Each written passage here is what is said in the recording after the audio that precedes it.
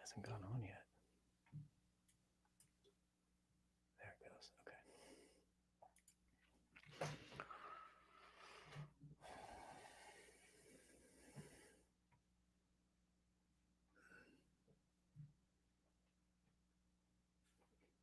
Okay. Hey. I made it back from tour. I'm not really sure where everybody else is.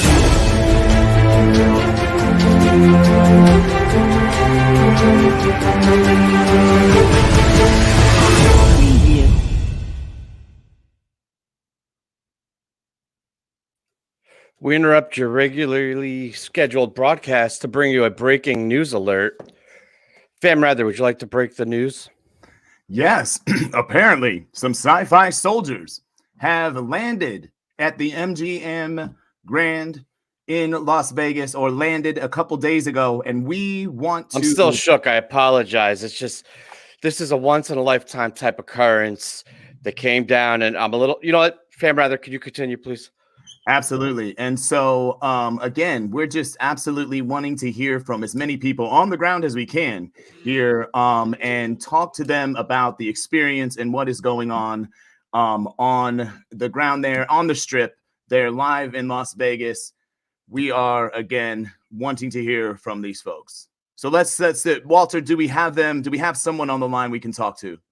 I think we do. We actually have an equipment expert who was there at the venue looking at equipment and got a firsthand look at some of the hardware that these creatures had. Incredible. How we doing, guys? I'm a little shook. I'm not going to lie. I apologize if I seem a little bit uncomfortable. We just saw 4 sentient creatures come down from the sky. I don't know if they're aliens or not, but it's freaking me out. What did you see? You mean Trey with his new guitar? Who? The green guitar? Okay, tell us about it. It was a BC Rich Mockingbird, which like Slash played, Joe Perry, Dave Mustaine from Megadeth played one, and I was like, I recognized it because it was glowing green, which is weird because I don't know shit about equipment. Are you talking about Clueless Wallab? Clueless Wallab, maybe. I'm not sure I've heard of Trey Antipasto, maybe. I've heard this name going around. Now, okay. But now you're telling me that Clueless Wallab has landed, and he was playing an interesting instrument there. So it was a 1983 heavy metal guitar. It was famous in the 80s for like heavy metal bands, UFOs, Scorpions. They all played this guitar. And I'm like, normally he plays that beautiful custom, thing that he has that has the beautiful sounds. And a BC Rich is like a fuck you guitar, which I loved. If I can say that on stage, I mean, international television. Sorry. The world's coming to an end. We had 4 sci-fi soldiers come down from the sky. It doesn't matter. You can say whatever the fuck you want. Sorry, excuse me. Absolutely. All right, I think it's time we go to another expert. Do you mind staying on? We're going to have a panel here tonight. I would love to. I'm a little shook. All right. A lot happening. Oh, well, our other expert's not there, so... Again, still on you, Great technical difficulties. This is happening all at once. We're just really, again, very just on the fly here at Wook Plus and Wook News Network. Wook News Network. Wook News when you need it most. That's right, and you need it right now. Actually, we have our host of Santos later on in the program who is here. Is he available to come on? All right, let's bring him on, ladies and gentlemen. Mr. Ghost-Llama. Hi, how are you guys doing tonight? What do you make of this monumental occurrence that we saw this weekend? It's only the beginning. That's very cryptic, Ghost-Llama. Tell us more about your theories of what might have happened tonight. Well, you got to remember they came here with 9 cubes. You have to clear your mind, and you see 9 cubes, and Earth is in one of those cubes. They came from a second cube. We still don't know anything about the other 7 cubes. What do they do? Are those other universes?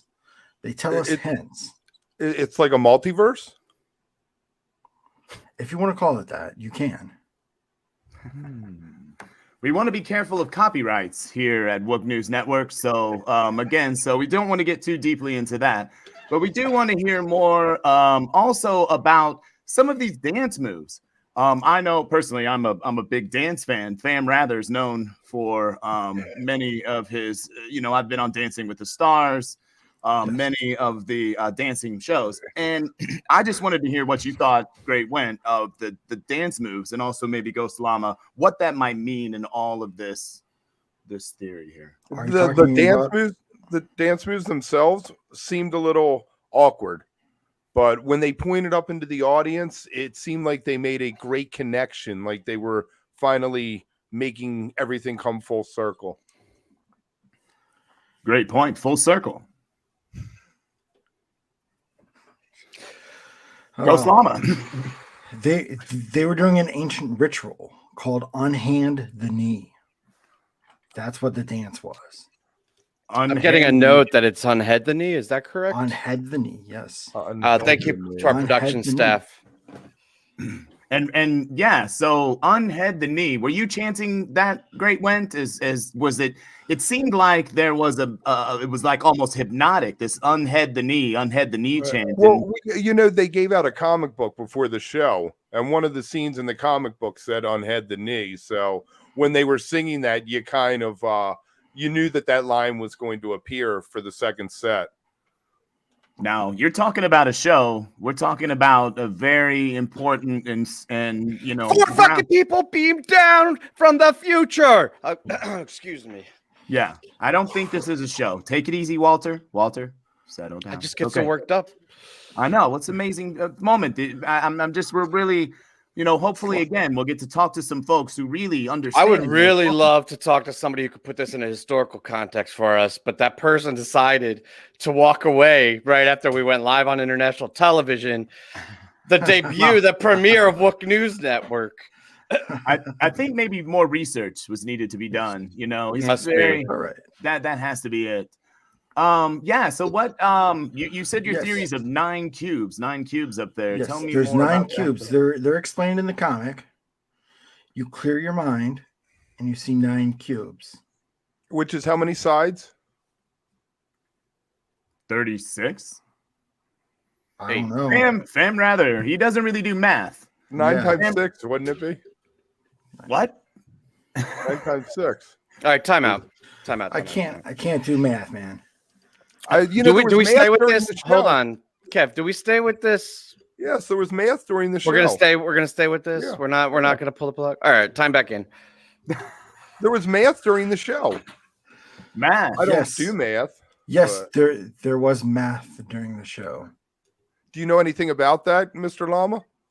I do not know anything about that. That's for the interns to find out. They do the math. I do not do the math. Math is hard. It is hard. Holy shit. But I can tell you that all the songs they played mirrored the comic book. Oh, wow. Starting with Knuckle Bone Broth Avenue. Knuckle Bone Broth Avenue. That's how they're taking their little road down to through the circle donuts and the clouds with the turtle clouds. Yeah. Oh, I'm actually getting in here that we actually have an eyewitness that was there this past weekend that wanted to call in. Wow. Thank goodness.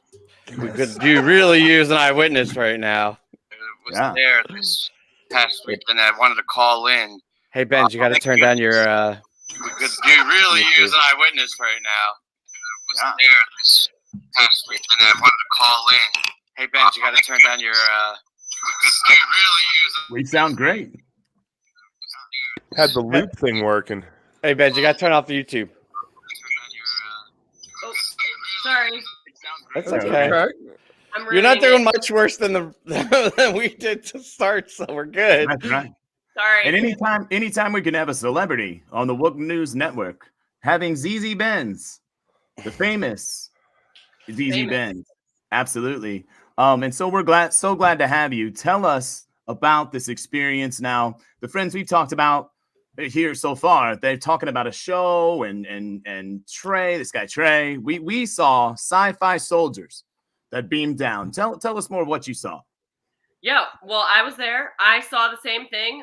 Four humanoid-like characters beamed down from the ceiling in various colors. There was also a thing with the squares and circles.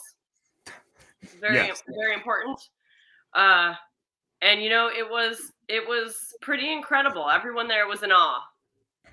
Nice.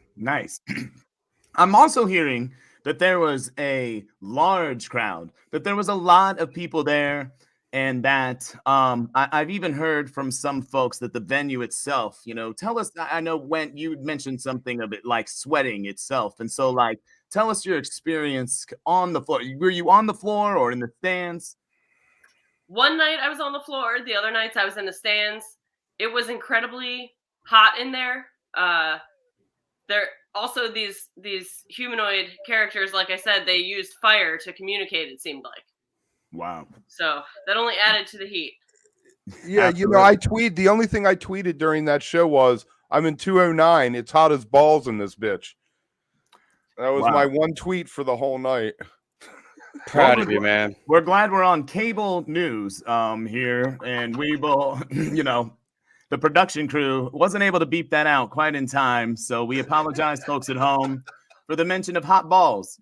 We typically don't like to talk about hot balls here on the Wook News Network. You're muted. Llama, our conspiracy theorist, is first trying out his sentence, then he's going to say it. Yes, Llama. Yes. I had a question about what happened to the third or the second square. It disappeared halfway through the set. Did you notice that? I did notice that the second square disappeared at some point. I can't tell you exactly when it happened. There was a lot going on. So I'm not exactly certain when the second square went out of commission, but it did. Hey, I'm going to interrupt. Guys, I think I'm going to end the cold open, start the show, and then we'll bring Benz on. That was fun. What do you think? Yeah. All right.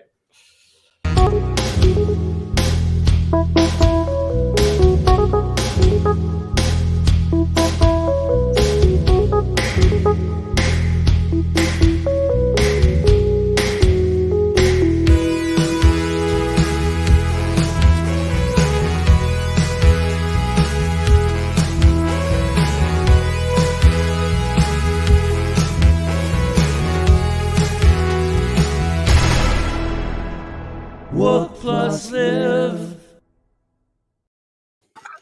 Game night. Whatever, man. Jesus Christ. All right. Welcome back to wook+live. I don't know what the fuck's going on. So this is what happened. We had a really intense Halloween episode, which came out great. I loved doing it, but we kind of were really committed on that. When we had a really fun but intense tour, and our production staff went down to shit. So we're here. We're going to hang out. We're going to talk Halloween. I feel a lot more comfortable like this. Hey, Benz, thanks for joining us. Hey, Benz. It was great. It was great. Let me ask you. I don't have the stomach to commit to it, though. If we could have pulled that off for 60 minutes, it would have been legendary, but I just didn't have the stomach for it. All right. Well, you fucking numberlined us, so. I ripcorded the shit out of that bit, and I'm proud of it. I had to step up. What did you think, Benz, about seeing shows in a casino? Had you ever seen shows in a casino like that before, like Fish? No, that was my first Fish Vegas. I haven't even done Mohegan Sun or anything like that. So that was definitely my first show in any kind of a casino. And I don't know if I'm the right person to ask. I love Vegas. I love it as is, and then to be there for Fish was so cool. What I thought was great about the casino is you have everyone piling out, and then it's not like a lot scene, but it's like you don't have to go home. You can just be there, hanging out, and you run into other people in the casino, and I just thought that was really cool. It gave it a really small world feel. It's funny because everyone else I talked to since MGM, since the Vegas run, was complaining about the venue, and it's kind of neat to hear a positive vibe or take on it. didn't have any of the issues with like the crowdedness or the claustrophobia or the heat or any of those issues? I definitely had issues with the heat inside the venue. I was in the upper stands the last 2 nights, and it was really hot. I actually had to like sit down during the story part of Harpua because I thought I was going to faint, to be honest with you. It's a pro move, though. I mean, it's unfortunate that you felt like you're going to faint, but sitting down during those stories, as long as you have a good eye line, I think it's fine. You're not boogieing. I sat for the whole second set and just watched. It was new songs. I wanted to absorb the show. If I'm dancing, my eyes are closed. I'm looking at the ceiling. I'm not focused on the stage, and I had a good sight line. Like there was nobody standing directly in front of me, so I could see what was going on. I also love Vegas. I had a great experience in Vegas in 2000. Although, again, the trick is that was in a different place, right? So that was Thomas and Mack. So you kind of like had, to me, the best of both worlds in a way, where you had Vegas right outside the door, but you also could kind of leave Vegas a little bit and go to a venue that's a little more ready, maybe for us, in our. Is that part of a college? It is UNLV, University of Las Vegas, Nevada. There, is stationed right there, and and it's a really perfect size venue for Fish. It was always GA too, which was interesting. So you kind of like, you just got there early if you wanted to get a place, and then weirdly we worked it out with no system. We had no system, and no, everyone was okay, but. So it was an experience that I'll never forget. And I think, it sounds like you had an awesome time too, Benz, at the best time for you. So I was excited to hear you having an awesome time. And all the folks that were there having a blast. It just seemed so like one of those in the moment things. Did you have like predictions? Did you have any thoughts going in, Benz, like what it would be? Or did you just go, I don't care? What was kind of great about having, making a last minute decision to go is that I didn't have much time to think about it or think about what I would expect or what I wanted to hear or see or what it might be. So it was really cool to kind of go in with, it's Fish. So I knew I'd have a great time. I knew I was going to see my friends. I knew Fish was going to play great. Like I expected to have a good time. And then, when the second song on the first night is fucking 1999, forget it. Like I knew we were in for it. I knew it was going to be just a wonderful time. The first 3 shows of this run were, I think, pretty exceptional for a Halloween run, consistently. And I think the third night, the Animal Night, was probably the best of those 3, and so it had a nice upward trajectory. And that even went into the first set of Halloween. Right, because that Ghost, I know people are mixed on it, but in my opinion, it's the Ghost of 4.0 for sure, and it's up there with some of the better Ghosts over time. So I think that it kind of set the bar really high leading into the what do you call that second set, the cover set or costume set, and I think that's one of the reasons that it might have, There's various reasons people didn't receive it well. I think it's kind of bullshit. I like it, but I definitely acknowledge and understand the reasons that people had issues with it. Don't sleep on that Wolfman's that came right after, because it gets kind of Kill Devil Falls by that Ghost, and that Wolfman's fucking ripped. I mean, that thing was the 5 songs to open the set. It was a great. Well, the Buried Alive, Trey kept looking behind him. He had some issue with his guitar, I guess, or. He wasn't. Do they always open Halloween up with Buried Alive? Because they did the same thing, Casvod, and they did Buried Alive and a Ghost, I think it was that time. So I feel like it's always coming like Halloween. And then they kind of did that whole like spooky kind of set, like Kill Devil Fall, Ghost, Wolfman's, but Buried they abandoned Alive. So it was very themed. They kept the theme going. Instead of doing free, where was my Highway to Hell, my Iron Man, my Frankenstein? Thank you. Frankenstein should have closed that so set. good. Frankenstein should have closed that set. I totally agree with you. Like I was waiting for that. I thought Frankenstein should have closed the show. Like I was waiting in the encore for them to go right from what was it? Hood, I think was the only song to finish the encore. I was waiting for them to go right from Hood right to Frankenstein, and I thought that would have been a cool note to end on. Not that I had any problem with ending it on Hood. That was amazing. I thought for sure we'd get a double encore, and they just get like, I guess because it was so late and that middle set went so long that it was kind of time to go. But I thought for sure we'd get like a Goldie or something just to kind of kick us out the door instead of like Hood. But whatever, it was fine. But I definitely did not appreciate Drift While You're Sleeping as the closing. Like it ripped, and it was probably like one of the best ones I've heard. But man, I was just like, are you kidding me, Trey? Really? That's how you're leaving us in Vegas? Damn it, man. Damn it. But, whatever. I told you guys some Ghosts of the Forest was gonna happen. I mean, it might not have been Halloween, but it did slide in there on you. And you knew. But couldn't we have gotten About to Run instead? That's a rocker at least. We got it in Santa Barbara, man. Dude, it's okay to feel. It's okay to feel and be at one with those feelings inside of you. It's okay. But maybe I don't go there to feel. Maybe I go there to feel nothing, to achieve Zen, to achieve enlightenment. Maybe it's not about what you do; it's about what they want and what they want to do, as we know. Obviously, to do is Drift While You're Sleeping.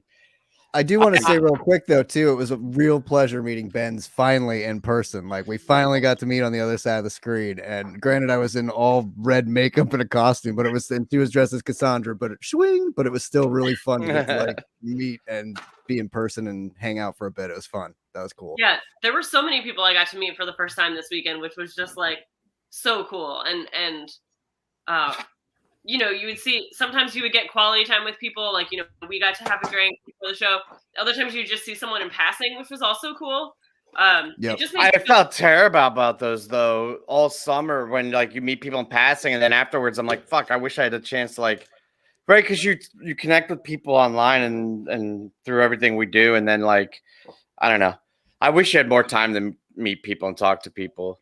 It's true, and it's so hard. Like I didn't get to see hardly any, like especially Vegas. It's a shit show, but pretty much every show is hard to like. Oh yeah, let's totally meet up. And unless you kind of run into, unless you're in the crew. If you're in the same crew, you have a show together. Other than that, it's tough. It's hard. Or you run into them. Like I ran into Abby and Brian in line at Santa Barbara, and just kind of ended up hanging with them the whole time because we were just together. But like that wasn't planned at all. It was just kind of like, oh hey, and then we were together. But it was awesome. That was one of the funnest shows to hang out with them with. But yeah, it's weird. Like I didn't get to meet up with Baker or like anybody I was planning on because again we were staying kind of away at the Four Seasons, so we weren't really attached to everybody, and so it was like weird. But and then during the day you're like at the pool and you're doing your own thing, and then it's like showtime and you get the hell over there, and like it's rough, but it is fun running into people and finally like getting to at least say hello and hey, I know you and whatever. And then I shouldn't say if, when I do Fish Vegas again, I will stay at the same place they're playing in, just for like ease of access, I guess.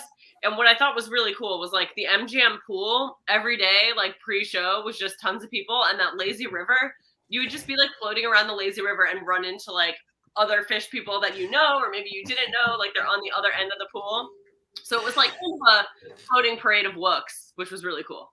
That is fun. I will say I had the exact opposite experience. Like being where we were, there's like no casino in the lobby or anything. It's like very kind of away from everything. And it was such a weird thing to be there. And like Saturday night, there was a wedding and like all this stuff going on. So there's like people in tuxes and suits and stuff. And Alex and I roll out in like full Wook gear and like, what's up? And then take a cab over the MGM. And it's such a switch all of a sudden. You're like from this like crazy, yuppie, weird environment to then all of a sudden like Wook Central, like just chaos. And you're like, oh shit, what is happening? But it was a nice escape to be over there and kind of not deal with the madness 24/7. So. The lazy Wook River feels like Twitter in some ways, right? It's almost like the exact same thing. You just kind of float by people, right? And say, hey, how do you want to? You're like, hey, have one of these, and then you just float on by them. It's perfect. Just keep going. Yeah. All right, so I think what we should do, because we're kind of all over the place in true Wook fashion, is maybe run through this second set. Right, because we touched on some of the highlights of the first set. I don't want to get into the third set yet, but I don't know. There's a lot of takes and there's a lot to unpack here. So if you guys don't mind, I was thinking maybe we would run through it and do how we had been doing all tour and look at it song by song. Yeah, let's get it. Right out the bat, they came out with, I thought, a pretty fun way to start with Knucklebone Broth Avenue. And I don't know how he picks these lyrics, or if this was Tom or Mike or who, but it just flows from the Fishman. It just flows off the tongue, though, right? Like Knucklebone Broth. Fishman wrote like Tube and shit. He's like 10 on Mike. This feels like a Mike type. Accurate. Either that or I was thinking when it was going on, everybody wrote their own lines. It was write your line, make it rhyme with the line before kind of thing. Because Fishman's line was about my ex-wife in that song. Nothing changes. She's still my ex-wife. Is what he yeah, well, that part I was talking about, like the chorus and stuff, but like, yeah, I think that part it was a passing around of lines. Collaborative, yes. You know what? That seemed like two songs though, because there was the entrance of the clones bit, and then it went into the actual Knuckle song. Right.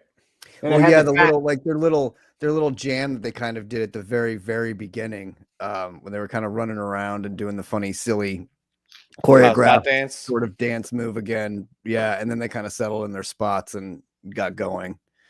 But that was fun. It's fun to see him kind of run around and try. I'm not quite sure if John Rua was the choreographed those moves this year or not. Choreographer. I don't think he did. Yeah, because I haven't heard anything from him on it, and he was on some other cruise, so I don't think he did. And it felt like they just kind of took their Casbah moves and tried to like up them a little bit, or just added a couple extra spins. Mike like, did the choreography. Mike was in charge of choreography this year. It looked like it. Yeah, it was a little not quite as like honed in, not quite as like choreographed as before, but that's all right. That also kind of works, and I don't know how meta I was getting in my head, but there's several points throughout this set that the vocals are noticeably more amateur than Fish is, right? Like they were playing a character, right? Not only were they playing the Cosmod Vox-esque type characters, but it was that version of that band doing a costume set is kind of the way I saw it. So it was like this double layer of nerdy amateur pulled backness.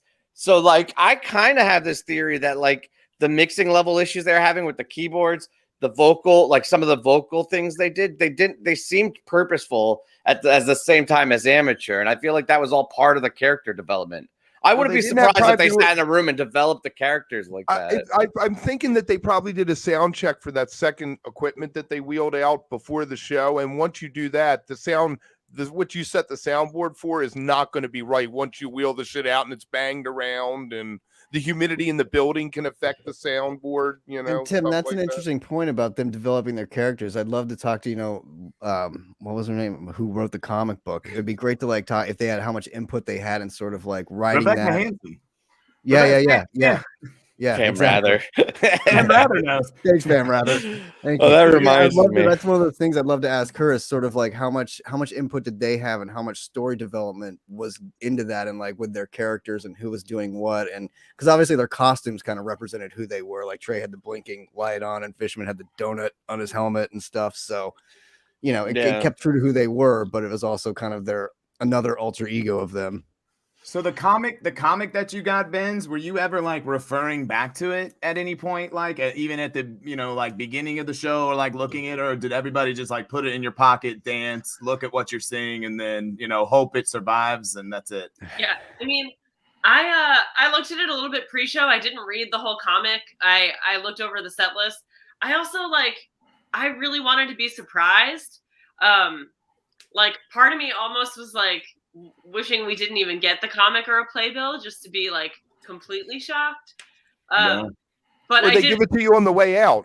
I wish they had handed it to me on the way out, so I would have had my perfect copy of it. Absolutely. Yeah, that's true. To keep track of it the whole night and make sure it didn't fall on the floor and get beer spilled on it or whatever. Right.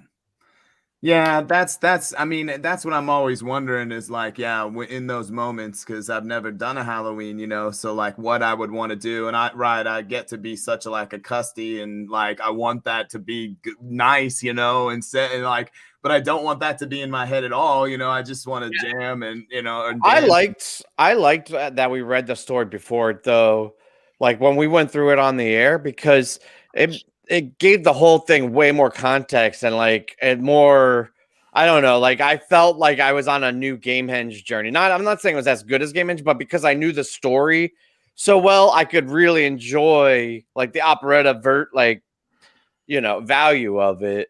Yeah. And I don't think I would have gotten the story just from the songs without the comic. And maybe that's a sign that it's not why the songs aren't at the same level, right? But what was the second song they played? Oh yeah. So get more down. Get more down. Oh yeah, get more down. That just said bad English. I read that and I was like, that's not right. Just suck it up, Kevin. That's what the song's called. I was thinking, like, I don't know, Fish. It's been a tough year. I think we're all pretty far down. I was like, I don't know how much further down you want us to go. Exactly. But this was the track that reminded me of Funkadelic. Ooh. Yeah. Oh, really? I got that out of Thanksgiving, where it was like the more plotting, like P-Funk song. That might be more of what I'm thinking of too. But I remember this one getting down too. Oh, it definitely got down. It got more down, even. T, what did you think of that song? Yeah, I loved it. I loved it all. Like I was into pretty much all of it.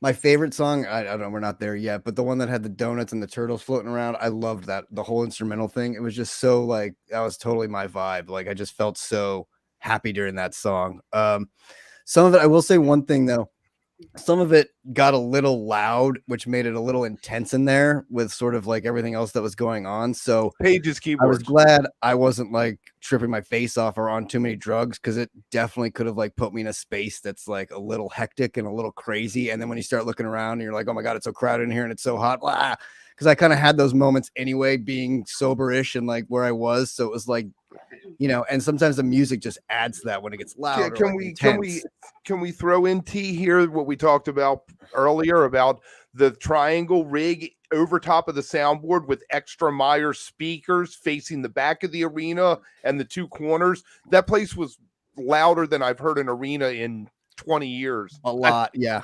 Isn't that like a stereotype of like the 80s rock though, like that they like I feel like that's all part of that character development and not doing things refined. Like they were purposely unrefining Trey's mature 3.0 4.0 approach. Well, and it goes back to what you said with the BC Rich guitar and the big kind of FU sound that it has. But the other piece is what was interesting about the guitar too, is like how much he still sounded like Trey, and how much like, you know, so much of it.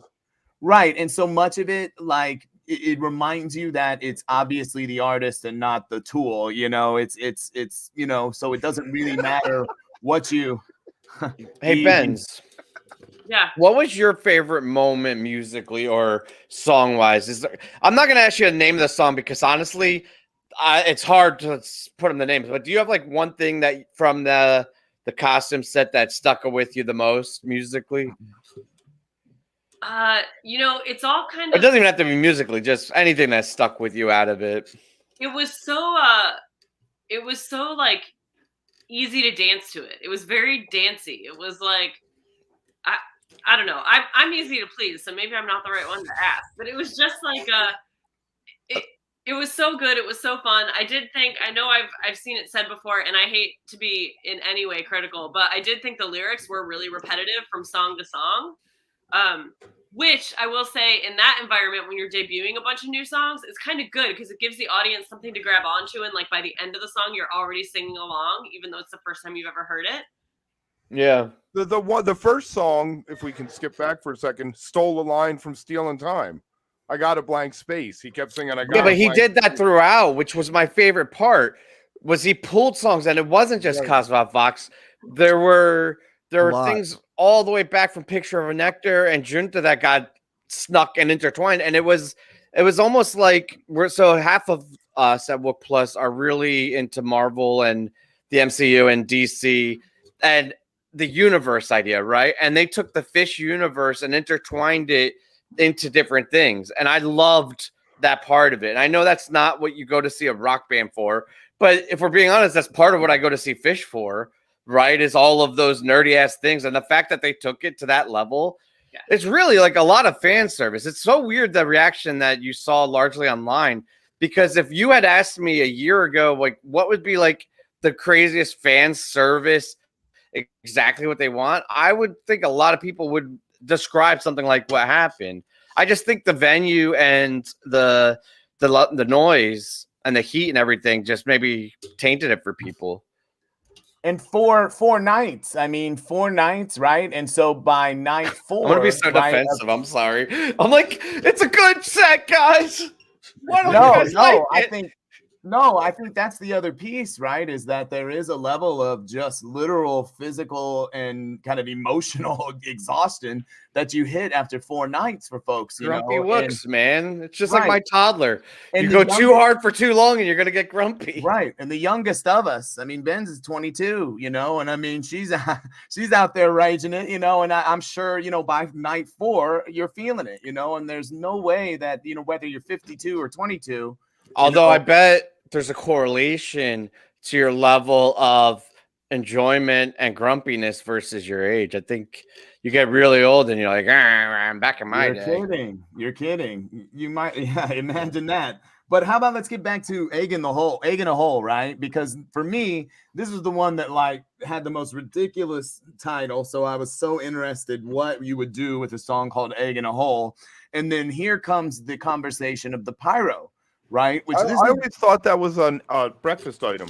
You take white bread, cut a hole in it, put an egg in it, and cook it. This is accurate, yes. But what again? I was very curious as to like how is that a song? How do you make that a song? How do you make that like a space song? Egg in a hole? That's how you do it. And you shoot a bunch of pyro, which this has to be the first pyro.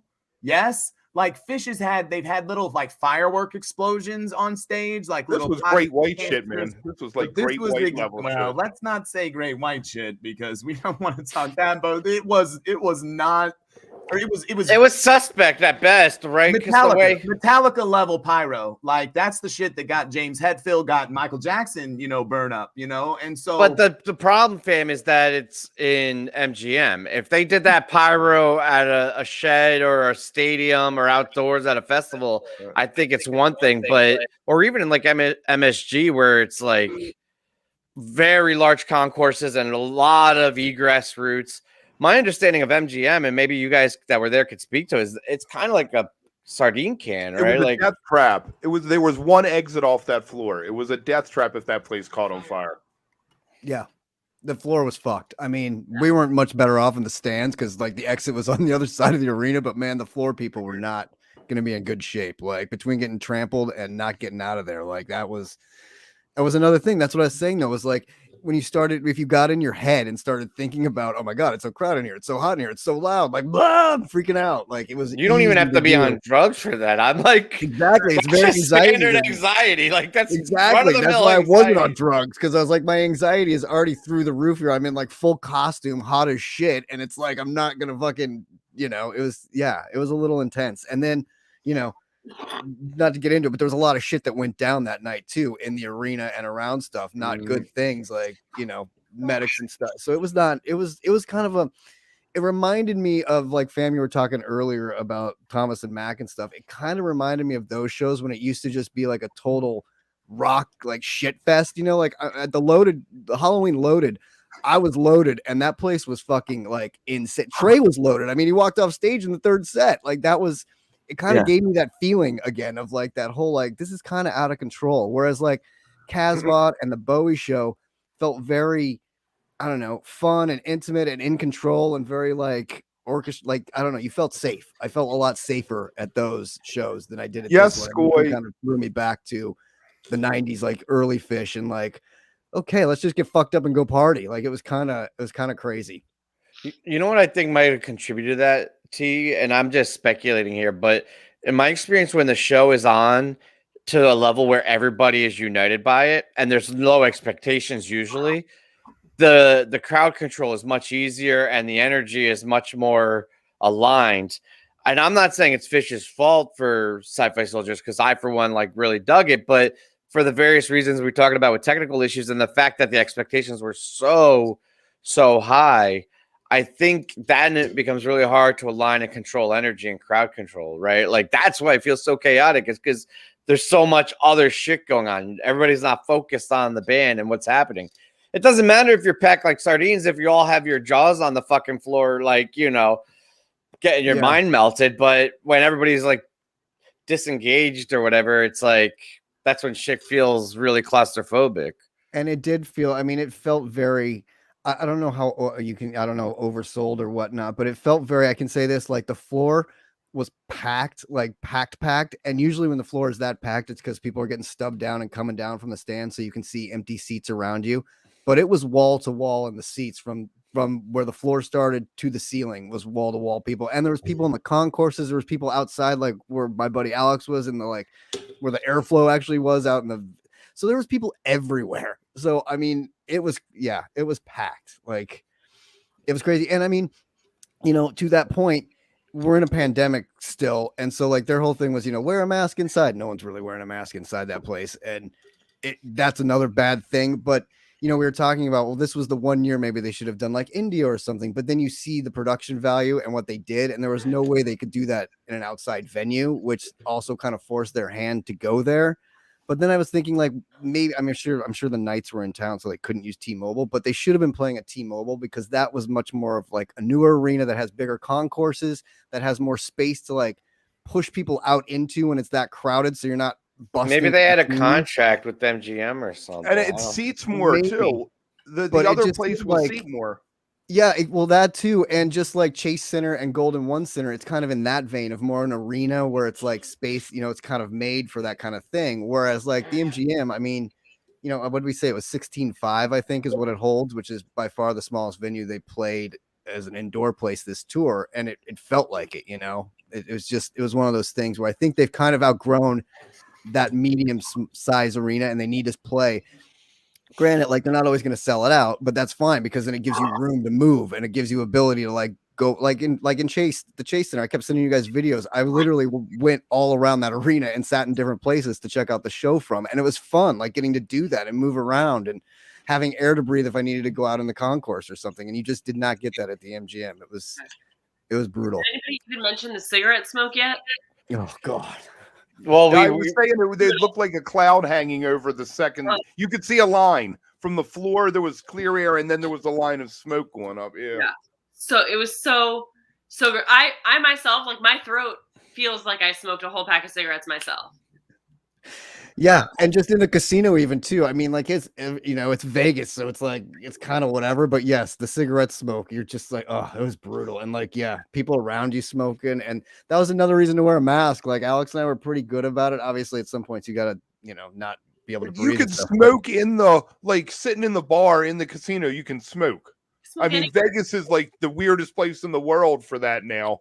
It used to be like that. Yeah, I was gonna say, like not that long ago. That's how the entire country was. Right. When I was like 13, I used to smoke on the airplane. They would sell me a smoking seat. Back in my day.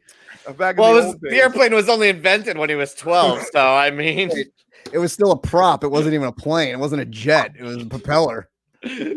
Yeah, contact.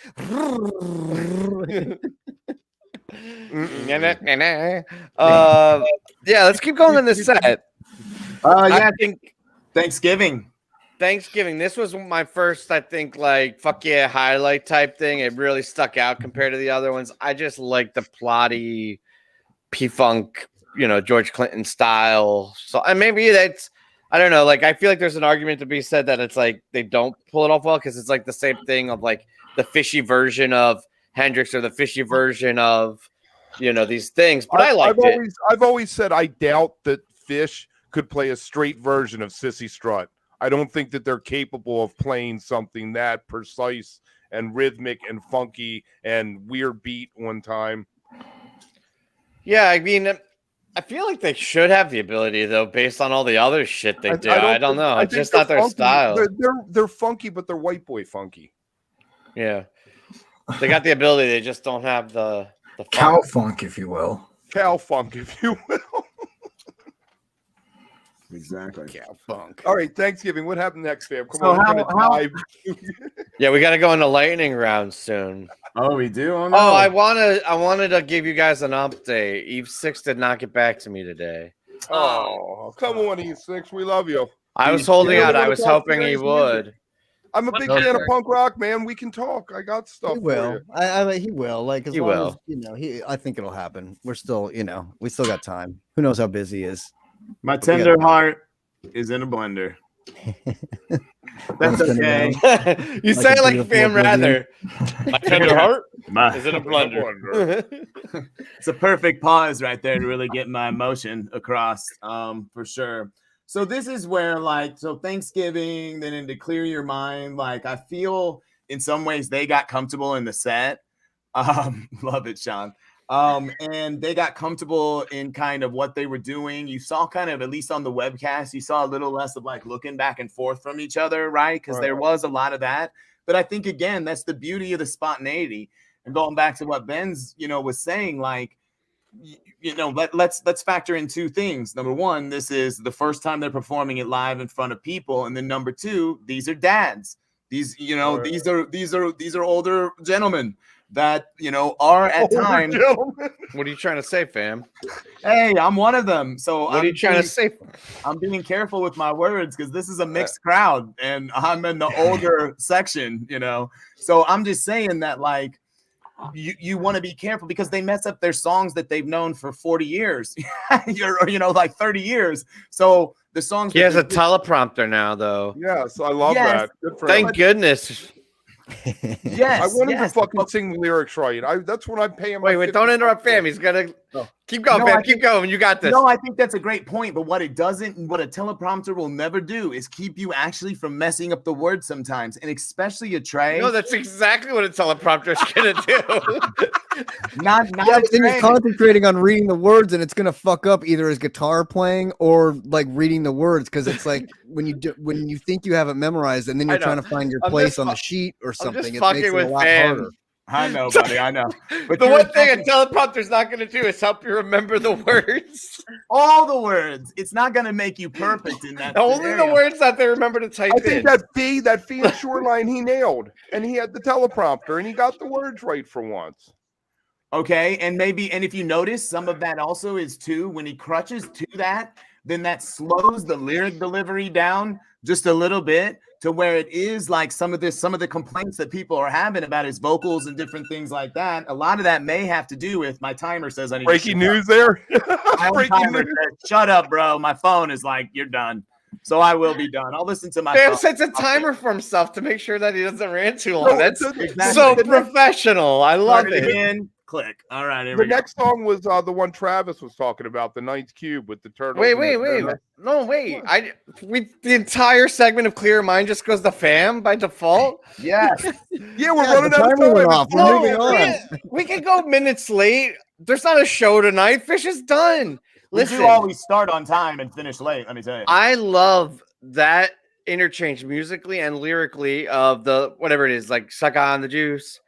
Spit out the brine, clear your mind. Like that turnaround is so amazing and funny and fishy. And then the little, like, what was it? Roger or Ralph Lauren, the Ralphs and the Rogers. Ralph Macchio. It was Ralph and Oscar. Ralph and Oscar Robinson. So, like, I heard people saying, I read reviews that people say it wasn't very funny or fishy. And I'm like, what fucking show are you watching? This song alone was one of the funniest and fishiest songs I've heard in a very long time. This is a good point. We were talking about this actually earlier about this, and like whoever, that's kind of why we were saying that we feel like they kind of have a roadmap going in more or less of a set they do for a show like that. The megaphone guy. The megaphone guy is also in charge. The megaphone guy is the guy in charge. But couldn't they, I know that they have a lot of songs, but couldn't they just have on their desktop a file for each song? And when everybody recognizes what song it is, they just click it? Because I know, like, well, you better hope you know it, right? Because you're like, wait, is this Maze? No, wait, it's Bowie. No, wait, it's Maze. No, wait, it's Bowie. Maze has the rim clicks. Yeah, I know, but still, even sitting in the crowd that night, everyone around us was going, is it Maze or is it Bowie? Is it Maze or is it Bowie? Yeah, but you guys are wooks spun out in the crowd. You're not a guy hired by Fish Inc. listening on headphones. Correct. And think about this. He definitely doesn't need a button. If he needs the lyrics to Bowie, then he probably needs to hang it up at that point. Like Bob Weir doesn't need the lyrics to Bowie. You know what I mean? Like he's probably never played that in his life. You could tell him, hey, play Bowie. Well, let's just say they don't that'd exactly be Bill have a great track Kreutzmann rocking record. the hi-hat. They don't exactly have a great track record right now of things not getting fucked up. Like the last two special shows with production, Trey stuck on a platform, and then the other night his square got stuck. Well, you know, I was talking to somebody. Things go wrong, so you know. I was talking to somebody about that square, and they said that it wasn't planned, that it just broke, and the guy who was running the thing and said to just stick it up in the corner and go on with the rest of the choreography of them. I hate when that shit happens because it distracts me, and I hate that it can distract me so easily, but it can. The entire Rescue Squad set, I had my heart like in my throat, just fucking nervous for Trey, and I couldn't listen to any of it. And even on, what was it, Sunday? Like, it was just a fucking square, but I kept staring at it. I was like, what's going on with the square? Is the square going to move? What are we doing? What's going on? Is everybody okay? Like, I don't know. I hate that. I almost wish they'd simplify the production and just play the music. I would have loved that Sci-Fi Soldiers without the moving shit. I mean, I wasn't at the arena, though, so I can't say that. And speaking of cubes, the next song is The Ninth Cube. That's Travis's Turtles. That was my favorite song. That was just very much what I needed at that time. And then the video screen with the turtles and donuts floating around was fantastic. It was just such a fun little vibe that happened, you know, and like that reminded me the most of sort of the Casbot type thing, you know, and like the whole show of Casbot felt like that song, which was kind of the zone and kind of the mood I was feeling. So it was cool. Like that was a great little calm down song. The Inner Reaches of Outer next coming up, which again is the fishiest. Like you're going, oh, like I'm remembering Casbot, right? We were like, is this real or not? Is it really fish? Is it some, you know, their own thing? Within a second of hearing the lyrics and like then kind of glancing at the song titles, I was like, that's fish. And this is The Inner Reaches of Outer is like the most most, you know, ridiculous lyric in some ways. No. But so much fun. It's a really good song, though. I like this one a lot. Again, it goes back to what we spoke of that collaboration of the lyrics kind of going back and forth. Everybody's getting a chance to sing. It's a very equal production, you know, in some ways. And it, you know, I noticed that in The Inner Reaches of Outer, too. And it's such a, like you said, it's a them song. The more they kept singing it, you know, like those lyrics together is so funny. The Inner Reaches of Outer. And you're like, this is so fish. Like, it's just so fish. Like that. What you got, Llama? What you got, Llama? About Inner Reaches of Outer? I don't know. You seem like you were the voice of dissent. You wanted to lay some truth down on fam. I wanted to say, I think it's a metaphor for those things in life that are like just out of your reach. That like you keep trying to go for it, but they're just out of your reach, whether it be economical or socially or whatnot. I disagree with Tim Ruth. I think there's at least one Wook on this panel. There's at least one. It's up to you to decide who it is. Oh, well, hold on. Now let's remember I am unemployed, so I guess that makes me the Wook. It is absolutely you. And I saw you putting your hat in the ring for Wody, and I'm gonna give some confidential information. Your name had already been in the conversation, so if you take it seriously and play your cards right, I think it'll be an interesting 2022 campaign. It'll be an interesting campaign. Ready for the challenge. What's next, fam? My favorite song. Don't doubt me, Mitch. Again, come on. Don't doubt me has. I think this is the highlight to me. Genuine asshole. So good. The lyrics are just A+. I was just like cracking up through it, and then I also like really started to feel the jam. It's the one that I think they stretched out in some ways the most. I thought it felt like very camel walkish, you know, like at times. So it felt like a groove that was pretty comfortable for him. You know, and then what is it? He can do grand handstands in grand fashion, but he's a genuine asshole. Yeah. I love that drop. I don't think we got it in for tonight, but it's good because we're only with Sweethearts. Next week, though, whoever the guest is going to be a genuine asshole at least 3 times. That's right. Exactly. 3 times. That's right. So yeah, I think that's really where they got super comfy. And this is halfway through the show. So like, how are you guys feeling? Again, Benz, you did all 4 shows. right? I know these guys kind of helicoptered in at different times. You know, Kev literally like day of show and out. You know, so like, how are you feeling like halfway through this Halloween set? I'm not gonna lie, I was tired. I bet. Jeez. I don't know how you do it. Plus the heat, like it was third. I would say third set was more rough than the second set, especially when they like brought it down with Drift While You're Sleeping. It was like, come on, guys. No. Well, and even that Carini, like everything was a little compacted. Like the Carini was a short, like you're like, okay, let's do this, and then it was like a short Carini, and then it was like everything was kind of truncated and didn't quite get there, and like I feel like they were tired too, and like it was.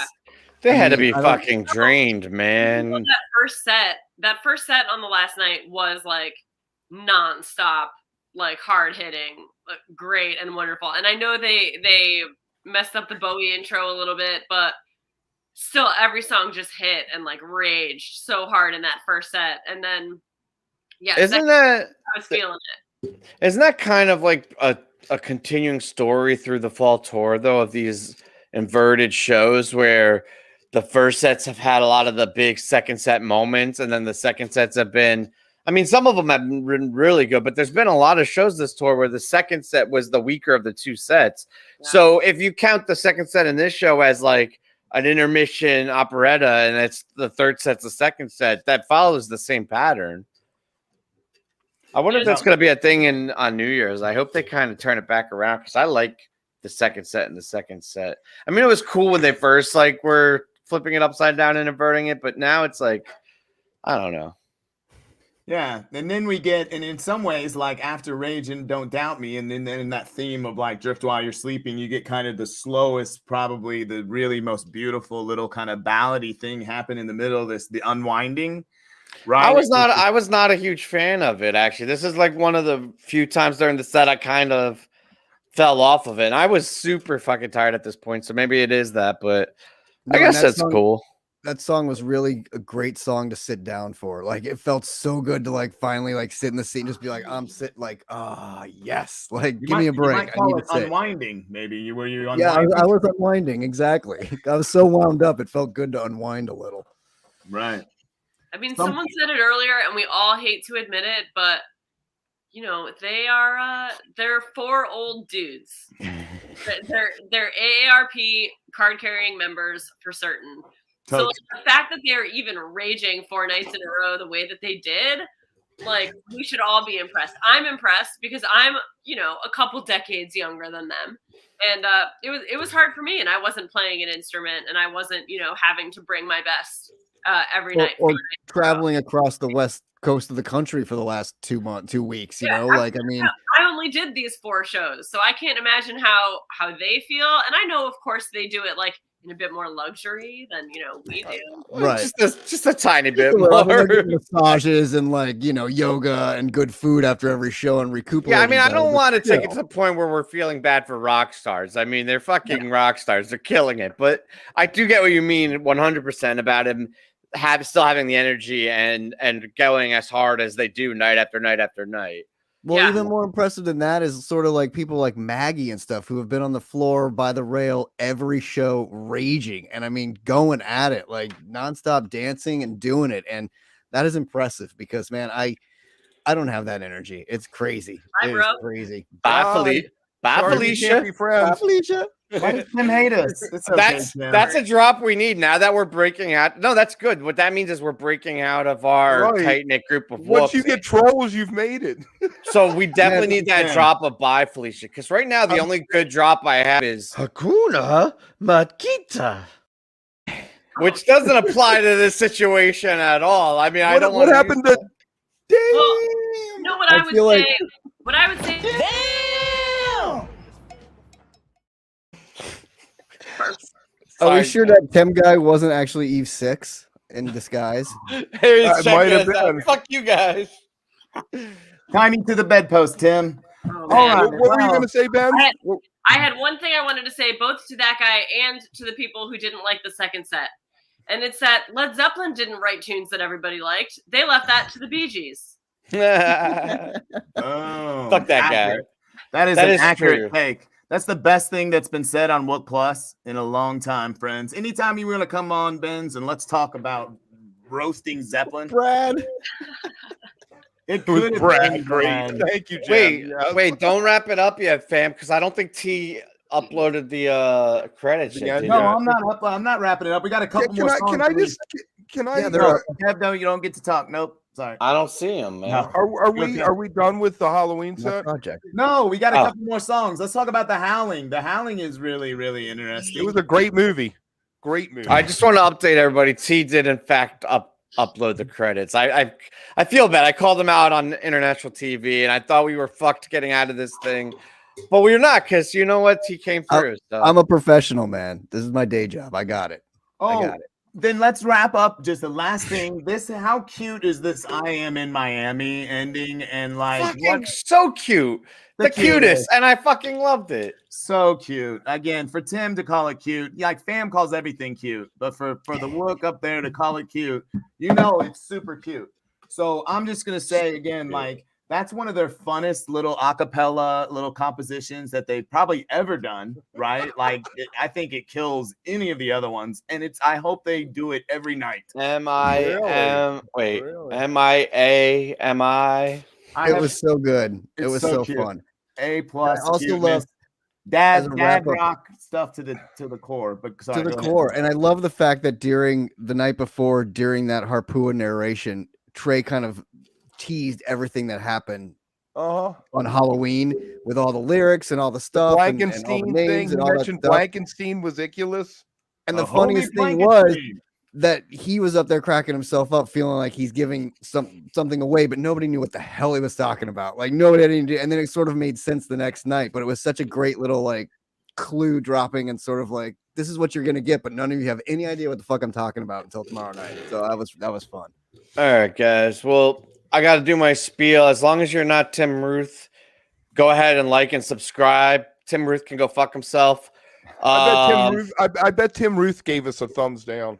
Yeah, fuck it. I don't care. It's okay. Like the video, subscribe to the channel. Come back next week. We'll be a little better prepared. We won't be looking out, watching fish every day. It won't be coming off tour, exhausted. We love you, Benz, for coming on and classing the joint up as always. Thank you so much. And it was again so amazing to see all you guys out there raging this show and like feeling. Fam, this last bit is called Egg in a K-hole.